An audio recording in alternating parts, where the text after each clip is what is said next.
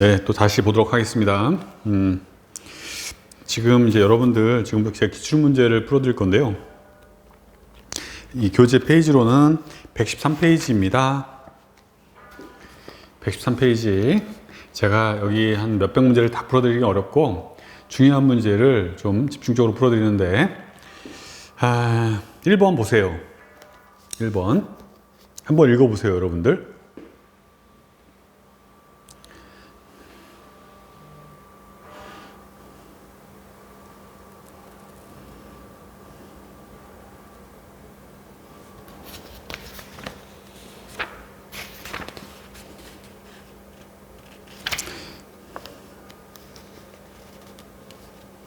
네, 여기서 최근에 유튜브 방송, 공무원의 유튜브 방송이 늘어나고 있습니다. 특히 학교에서는 교사들의 유튜브 방송이 현저히 늘어나고 있는데요. 아마 제가 볼 때는 1000명 이상 될 거라고 생각합니다. 유튜브 활동을 하시는 분들이. 그런데 여기서 공무원이 지켜야 할 의무에 대해서 말씀해 주세요 라고 했을 때, 네, 만약에 첫 번째 결론을 먼저 얘기한다면 결론이나 도입이라고 할 수 있습니다. 도입이라고 하면 뭘 얘기해야 될까요? 예, 공무원은 공적인 업무를 수행하는 위치에 있습니다. 그렇기 때문에 공무원은 어떤 상황에서도 공무원 행동 강령에 위배되는 일이 없도록 해야 됩니다.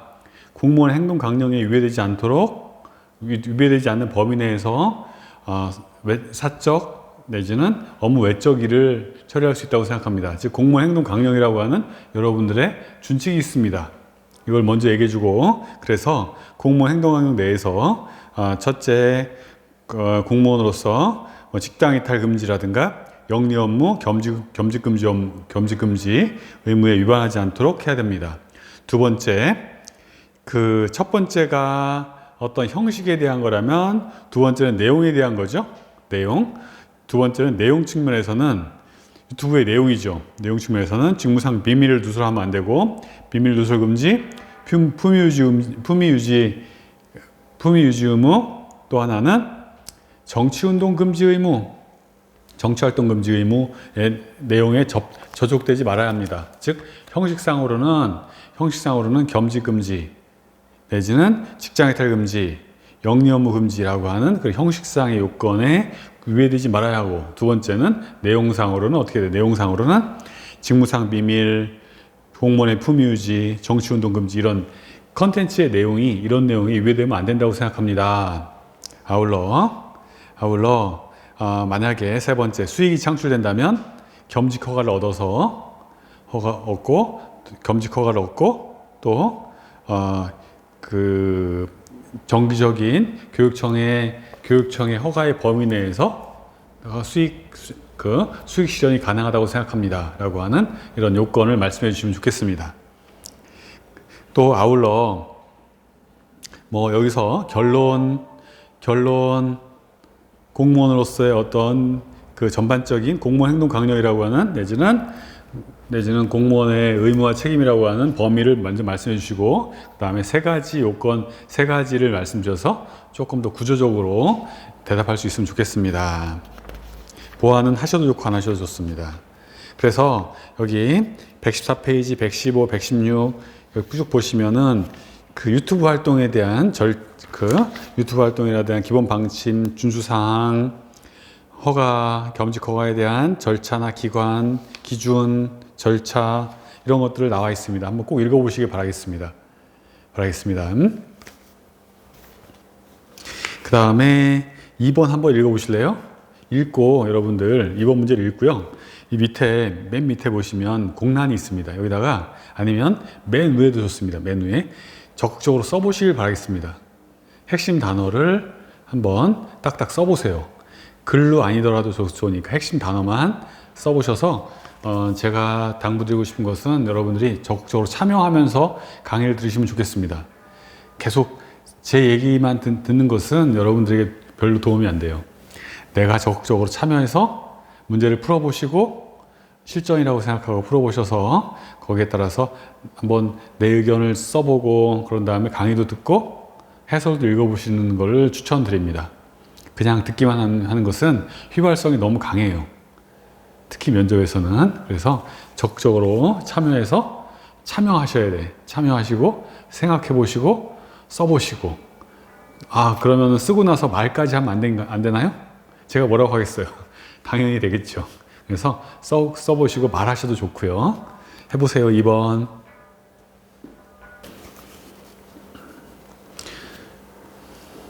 네. 여기서는 뭐예요? 본인이 감기에 걸렸어요. 과장님은 내일까지 급한 보고를 해야 돼요. 어떻게 할 것인가? 이렇게 여러분들 갈등 상황, 내지는 변화 관리 상황, 내지는 어떤 상황형 문제라고 하죠. 그 3구간에서는 변화 관리라고 하고요. 9급에서는 상황형 문제라고 합니다. 상황형 문제, 상황형. 이런 상황에서 본인이 감기에 걸렸는데 과장님이 내일까지 급한 보고를 해야 한다 해서 해야 하는 업무를 하라고 명령하신다. 어떻게 할 건가? 그러면 나는 아파. 과장님은 명령을 해요. 어떻게 할 거예요, 여러분들? 어떻게 하실 거예요? 어떻게 하실 거예요? 이럴 때. 몸은 아프고 상당한 딜레마 상황입니다. 어떻게 하실지 아마 여러분들이 현직에서 어떻게 할지 모르겠지만 면접에서는 뭐라고 하셔야 돼요? 면접에서는 답변 드리겠습니다. 네, 과장님이 내일까지 보고해야 되는 업무가 정말 중요하다면 제가 정말 몸이 아프지만 제 건강에 허락하는 한에서는 일을 처리하도록 하겠습니다. 해서 우선 과장님께 업무의 상황과 결론을 얘기 말씀드렸죠? 업무를 처리하겠다. 그래서 두 번째 결론을 얘기했어요. 그럼 행동으로 과장님께 업무의 중요도나 상황 또 이런 것들을 여쭤봐서 저의 상황도 말씀드리고, 그래서 재택근무가 가능하다면 제가 재택하면서 업무를 처리하도록 하겠습니다. 만약에 재택근무가 어려운 상황이라면 제가 중심적인 일을 처리하고 또 다른 동료는 부수적인 일을 돕도록 해서 조금 더 업무 분산을 해서 일의 완성도를 높이도록 하겠습니다. 제가 몸이 아프지만 과장님의 내일까지 업무도 중요하기 때문에 공직자로서 저의 업무에 조직에 피가 되지 않도록 또 처리하도록 하겠습니다. 라고 하는 어떤 선공무사의 마음을 보여주시면 좋겠습니다. 물론 여러분 직장 가시면 이렇게 안 하시겠죠. 그렇지만 여러분들이 면접이기도 하고 또 공직자의 자세를 보여주는 장이기 때문에 이렇게 적극적으로 뭔가를 하겠다는 의지를 보여주시기 바라겠습니다. 네, 몇 문제 통과하고요. 이제는 공직관에 대해서 보도록 하겠습니다. 공직관 1번을 한번 읽고 써보세요. 1번 121페이지 공직관.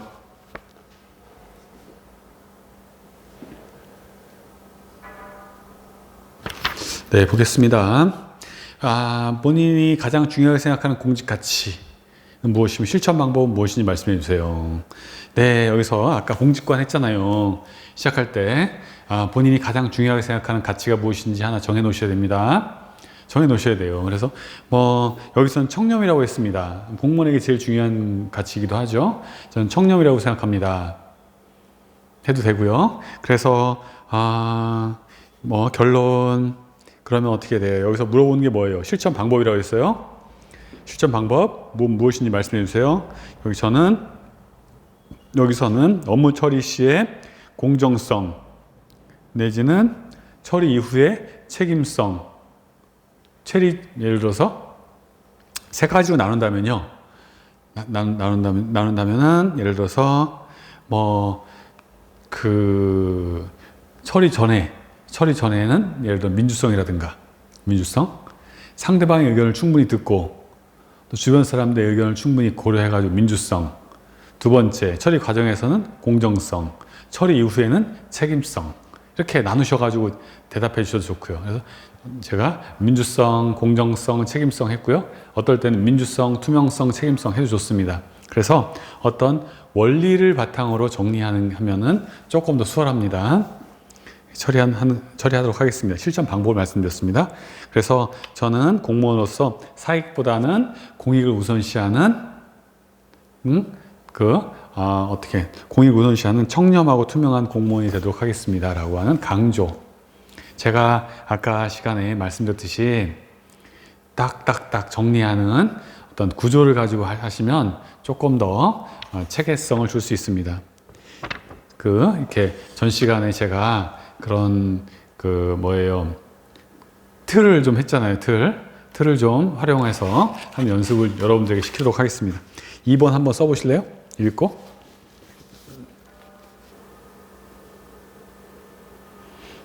네.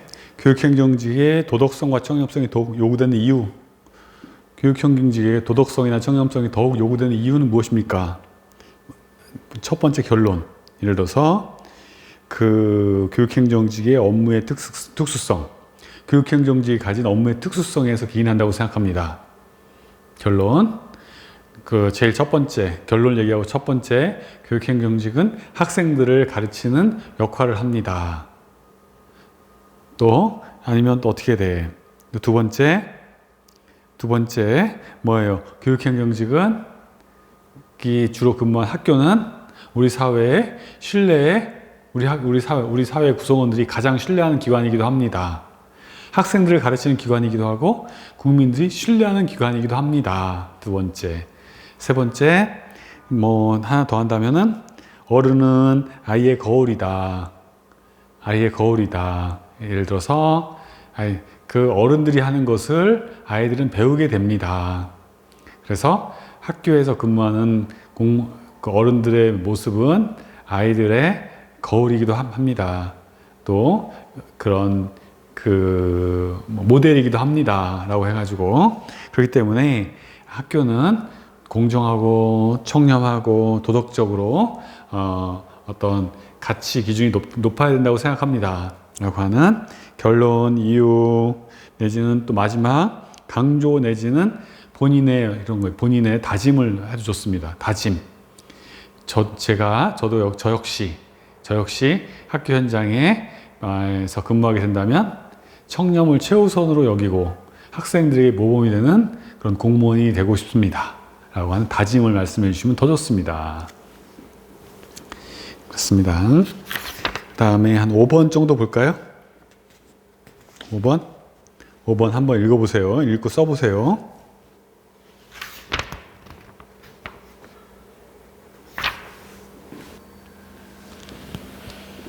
네.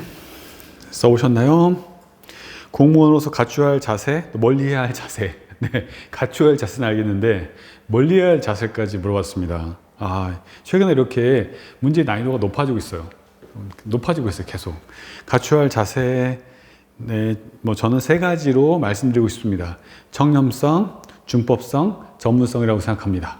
그래서 먼저 구조를 설명하고, 첫 번째 청렴성과 관련돼서는 자기 직책에 어떠한 외부 청탁도 거부할 수 있는 자세가 필요합니다.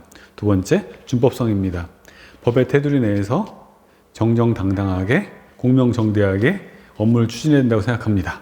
세 번째, 전문성입니다. 끊임없는 자기개발을 통해서 21세기에 새로운 시대에 미래를 준비하는 공무원이 되어야 된다고 생각합니다. 3가지. 청렴성, 준법성, 전문성 3가지가 필요하다고 생각합니다. 아울러 멀리해야 할 자세로는 예를 들어서 탈법행정, 소극행정, 무사한 일이라고 생각합니다. 탈법행정 내지는 편법행정 내지는 탈법이나 편법의 방식으로 업무를 처리하는 것은 부당하다고 생각합니다. 또 소극행정도 또 멀리해야 할 자세라고 생각합니다. 적극적으로 민원인과 학생들의 입장에서 업무를 처리해야 된다고 생각합니다. 아울러 무사한 일도 마찬가지로 현실이 안주하는 행위는 저는 지양해야 할 자세라고 생각합니다. 라고 해가지고 이렇게 말씀해 주시면 좋겠습니다. 여러분들이 이걸 다 기억 못할 수도 있는데 그래도 공부해 놓으면 나중에 생각이 납니다. 지금 여기서 여러분들 제가 다 시간상 해설을 못 해드리는 부분에 대해서도 여러분들이 이 책 자체가 해설이 잘 되어 있습니다. 그래서 하나하나 다 여러분들이 빈 공간에다가 뭐 볼펜이든 연필이든 막 써보세요. 이 책을 깨끗하게 보지 말아주세요. 예? 깨끗하게 보지 말아주세요. 빡빡하고 막 낙서를 많이 해주셔가지고 입체적으로 봐주세요. 그래야 여러분들이 이 책에 대한 어떤 빨리 내용을 파악할 수 있습니다. 눈으로만 보는 것은 저는 좋은 방법은 아니라고 생각합니다. 막 글씨 쓰고 밑줄 치고 동그라미 치고 별표 치고 뭐 써보시고 또 필요하면 그림도 그려보시고 해서 내가 이 책에 빠져보시는 게 어떤가 싶습니다. 그래서 합격하시고 버리셔야죠. 정말 하찮고 쓸데없는 책입니다. 그러니까 합격하는데 잠깐 쓰시고 버리시길 바라겠습니다. 제 말씀은 좀 적극적으로 임해달라 당부드립니다. 그러면 7번을 한번 읽고 한번 써보세요.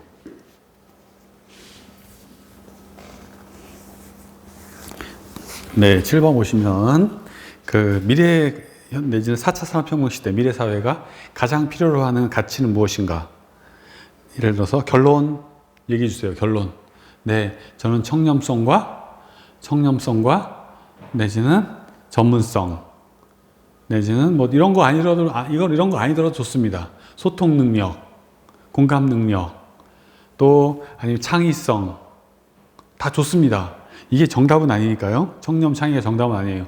여러분들이 좋아하는 원하는 것들을 얘기해 주세요. 2가지 정도. 여기서는 청렴과 창의라고 했는데 봉사정신, 소통, 공감 능력 아니면은 뭐 창의성, 전문성 다 좋습니다. 그래서는 청렴성이라고 생각합니다. 청렴성은 아무리 시대가 바뀌어도 공직자가 갖춰야 할 가장 기본적인 자세라고 생각합니다. 금품 향후 수수를 받지 않고 하는 그런 자세, 공정하게 업무 처리하는 자세. 2번째, 창의성입니다. 미래 사회에 급변하는 상황에서 창의적으로 또 새로운 일에 능동적으로 참여하는 자세는 공무원이 갖춰야 할 자세라고 생각합니다. 이렇게 얘기하고 다시 합니다. 결론, 또 이유, 그 다음에 3번째 강조를 해볼까요? 아니면 강조 죄송합니다. 강조나 아니면 본인의 다짐. 예를 들어서 뭐 어떻게 돼요? 마지막으로 네, 저도 제가 그 공무원이 된다면, 제가 교육행정인이 된다면, 통상 교육행정인이라고 하죠. 제가 교육행정인이 된다면 청렴과 전문성을 겸비하고 미래를 위해서 끊임없이 노력하는 공무원이 되고 싶습니다. 제가 그래서 대학원을 간다라든가 연수를 받는다던가 이렇게 그런 자세 있잖아요. 끊임없이 노력하는 공무원이 되고 싶습니다 라고 하는 본인의 자세를 말씀해 주세요. 포부 자세. 8번 한번 읽어보세요. 써보세요.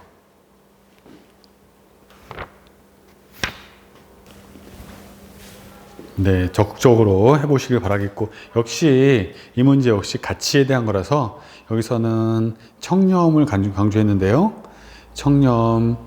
청렴이다. 청렴은 아까 똑같습니다. 공무원의 자세. 여기서 제가 하나 결론, 가장 중요한 자세는 청렴이라고 생각합니다. 해도 되고요. 제가 틀을 좀 바꿔볼까요? 청렴은 개인적으로는, 저 개인에게는 저의 공직자로서의 자존심을 지키는 가치라고 저의 자존심을 높일 수 있는 가치라고 생각합니다. 저 자신의 자존심, 가치를 높일 수 있다. 자존심, 가치를 높일 수 있다. 청렴하지 않은 공무원은요, 사실은 어떻게 돼요? 자존심이 낮은 사람이죠. 가치가 낮은 사람입니다. 2번째, 또 하나, 우리 조직과 관련돼서 어떻게 돼? 개인, 조직, 사회를 해볼까요? 조직적으로는 우리 조직에게 있어서 청렴은 어떻게, 조직의 뭐예요? 조직의 경쟁력 내지는 조직의 경쟁력과 투명성을 높일 수 있는 가치라고 생각합니다. 3번째, 사회적으로는 어떻게 돼? 사회적으로는 국민의 입장에서 청렴한 교육청은 신뢰의 대상이 되고, 아울러 조직과 국가 경쟁력에 이바지한다고 생각합니다 라고 하는, 제가 뭘로 해봤어요? 결론하고 치고 이유로서 개인, 조직, 사회라고 하는 틀을 써봤어요. 여러분들. 아까 제가 처음에 여러분을 만났을 때 개인 조직 사회 같은 거 했잖아요. 그래서 이렇게 구조를 설명하시면 조금 더 체계적이다라는 것을 할 수 있습니다. 마지막으로 제가 공직자가 되어서도 청렴을 최우선으로 하는 공직자가 되고 싶습니다. 라고 하는 강조. 10번 한번 읽어보시고, 이건 해설까지 한번 읽어보실래요? 한번 본인이 써보시고 해설을 읽어보세요. 본인이 답을 써보시고 해설까지 한번 읽어보세요.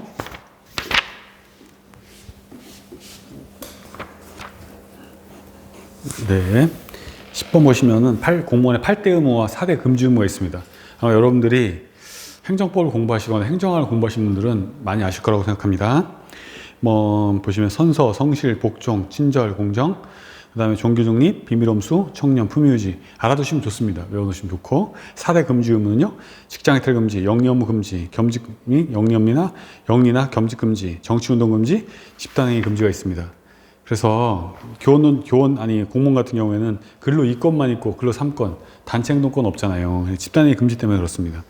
이런 것들 알아두실 필요가 있습니다. 그 중에 제일 중요한 것은 무엇이다? 그 이유는 무엇이다?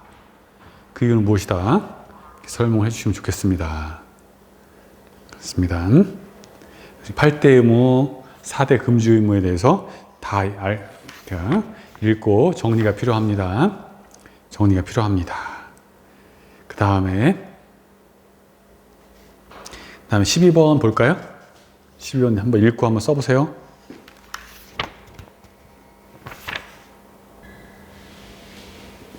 네, 12번 해볼까요? 복종의 의무는 공무원이 준수해야 할 8대 의무 중 하나입니다. 그래서 직무의 수행에 있어서 소속 상관의 명령에 복종해야 합니다. 하지만 그 소속 상관의 명령에 복종해야 하지만 공무원의 어떤 사적 이익을 위한 명령 내지는 부당한 명령, 위법 부당한 명령이나 위법 부당한 명령 내지는 사적 이익을 위한 명령에는 그 복종 의무가 없습니다. 라고 하는 그런 내용을 말씀해 주시면 좋겠습니다. 그래서 8대 의무 중에 하나인데 소속 상관의 직무상 명령에 복종해야 한다. 하지만 위법 부당한 명령이나 개인의 사적 이익을 위한 명령에는 그 복종 의무가 없다고 생각합니다. 라고 해가지고 말씀해 주셔야 됩니다. 그 다음에 나머지는 좀 통과해가지고 16번 볼까요?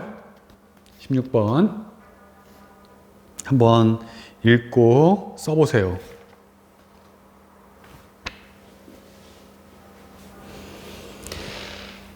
네, 16번 보시면 본인은 업무 시간이 끝났어요. 그런데 상사와 선배는 남아서 일을 해요. 어떻게 할 거예요? 사실 학교 현장에서는 어떨까요? 학교 현장에서는 본인이 자기 일이 끝나면 갑니다. 남아서 일하고 싶은 사람은 남아서 일하고, 통상은 초과 근무수당을 초과를 달고, 일을 하죠. 통상은. 그렇지 않은 경우도 있긴 합니다만, 통상은 자신의 업무 영역에 따라서 일찍 가기도 합니다. 이게 현재의 학교 문화인데, 면접에서는 뭐라고 하셔야 돼요? 면접에서는. 그래서 본인은 시간이 끝났어. 상사와 선배는 일을 계속해. 어떻게 할 것인가? 사실 통상 가게 됩니다만 어떻게 돼? 결론은 이럴 경우에 만약에 저도 갈 수 있습니다만 저는 남아서 그분들의 업무를 도와주도록 하겠습니다. 라고 하는 이런 협력적인 답안을 말씀을 해주셔야 됩니다. 남아서 그 업무 지원을 해주도록 하겠습니다. 제가 업무 지원을 함으로 인해서 어떻게 여기는 3가지가 있는데요. 여러분들 제가 첫째, 둘째, 셋째 너무 강조하는 게 아니냐 말씀드리는데 이렇게 안 하셔도 돼요. 그냥 이 내용을 버무리셔서 말씀해 주시면 돼요. 그냥 예를 들어서 저는 제가 결론을 먼저 말씀드리면 이럴 경우에 제가 퇴근해도 좋습니다만 저는 가급적이면 남아서 그분들의 업무를 지원하고 싶습니다. 제가 업무를 지원함으로 인해서 업무의 효율성과 내지는 공익성, 연대감 이런 것들이 동시에 상승될 거라고 생각합니다. 또 그분들도 저에 대한 이미지도 좋아질 거라고 생각하고 우리 행정실 전체 업무에도 또 탄력적으로 뭐 업무도 잘 이루어질 수 있을 거라고 생각합니다. 그래서 저는 다시 강조, 제가 저 개인 시간을 조금 더 양보해서 그분들의 업무를 적극적으로 돕도록 하겠습니다 라고 하는 것들을 말씀해 주시면 좋겠어요. 꼭 이대로 안 하셔도 좋으니까 어떤 체계성을 나는 가지고 하게 하면 좋겠다. 이 내용을 활용해서 아니면은 자신의 의견을 조금 더 보충해서 좋겠습니다. 17번 보실까요?